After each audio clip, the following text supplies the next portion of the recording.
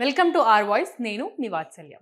నాటి ఇందిరాగాంధీ ప్రభుత్వం 1975 June 25న emergency ప్రకటించి రాజ్యాంగాన్ని హత్య చేసిందని, అందువల్ల జూన్ 25వ తేదీని సంవిధాన్ హత్యా దివాస్గా పాటించాలని నిర్ణయించామని కేంద్రం వివరించింది.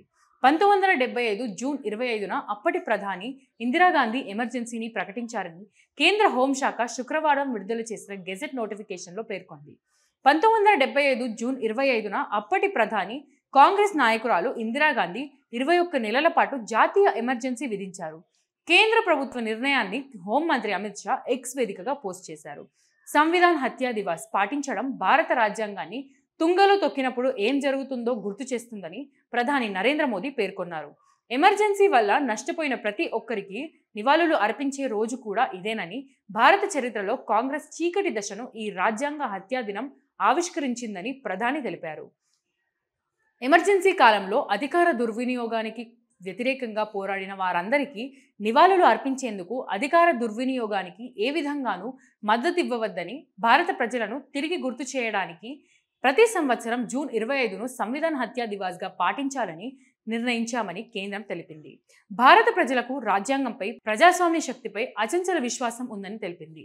సంవిధాన్ హత్యా దివస్ పాటించడం ద్వారా ప్రతి భారతీయుడిలో వ్యక్తిగత స్వేచ్ఛ, ప్రజాస్వామ్య రక్షణ అనే శాశ్వత జ్వాల సజీవంగా ఉంటుందని, తద్వారా కాంగ్రెస్ వంటి నియంతృత్వ శక్తులు ఆ భయానక పరిస్థితులను పునరావృతం చేయకుండా నిరోధించవచ్చని కేంద్ర హోంమంత్రి అమిత్ షా వ్యాఖ్యానించారు. 1975 జూన్ 25న అప్పటి ప్రధాని ఇందిరాగాంధీ నియంతృత్వ ధోరణిని ప్రదర్శిస్తూ దేశంపై ఎమర్జెన్సీని విధించడం ద్వారా మన ప్రజాస్వామ్య ఆత్మను గొంతు నులిమి చంపేశారని అమిత్ షా తన ఎక్స్ పోస్టులో పేర్కొన్నారు. తమ తప్పేమీ లేకుండా లక్షలాది మందిని జైళ్లలో పెట్టారని, మీడియా గొంతు నొక్కారని మండిపడ్డారు. అణిచివేత ప్రభుత్వం చేతిలో వివరించలేని హింసను ఎదుర్కొన్నప్పటికీ ప్రజాస్వామ్యాన్ని పునరుద్ధరించడానికి పోరాడిన లక్షలాది మంది స్ఫూర్తిని గౌరవించడానికి నరేంద్ర మోదీ నేతృత్వంలోని ప్రభుత్వం ఈ నిర్ణయం తీసుకుందని అమిత్ షా తెలిపారు.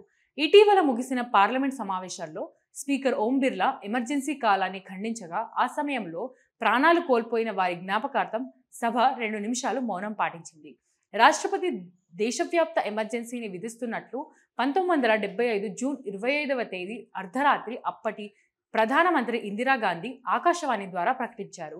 రాయ్బరేలీ నుంచి లోక్సభకు ఆమె ఎన్నిక చెల్లదని అలహాబాద్ హైకోర్టు ఇచ్చిన తీర్పుపై షరతులతో కూడిన స్టే ఉత్తర్వును సుప్రీంకోర్టు వెలువరించిన కొద్దిసేపటికే ఇందిరాగాంధీ ఈ సంచలన నిర్ణయం తీసుకున్నారు.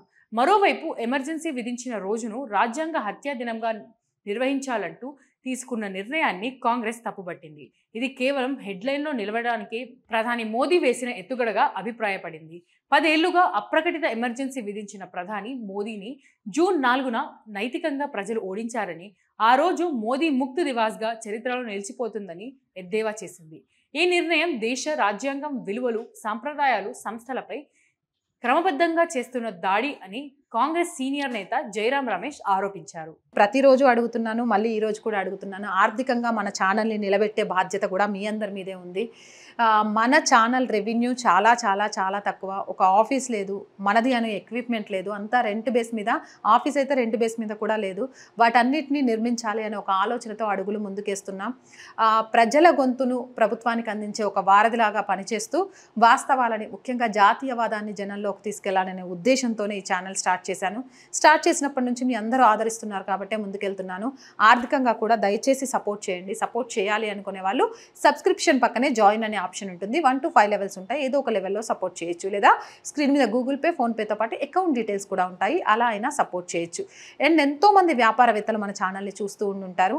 మీ వ్యాపార ప్రకటనల కోసం కూడా మన ఛానల్ని సంప్రదించండి. 8328500576 నెంబర్కి కాల్ చేసి మీ వ్యాపార ప్రకటన ద్వారా మీ వ్యాపార రంగాన్ని విస్తరించుకోవడంతో పాటు మన ఛానల్కి ఆర్థిక చేయూతనిచ్చిన వాళ్ళు కూడా అవుతారు. So please subscribe our channel, support our channel. జై భారత్.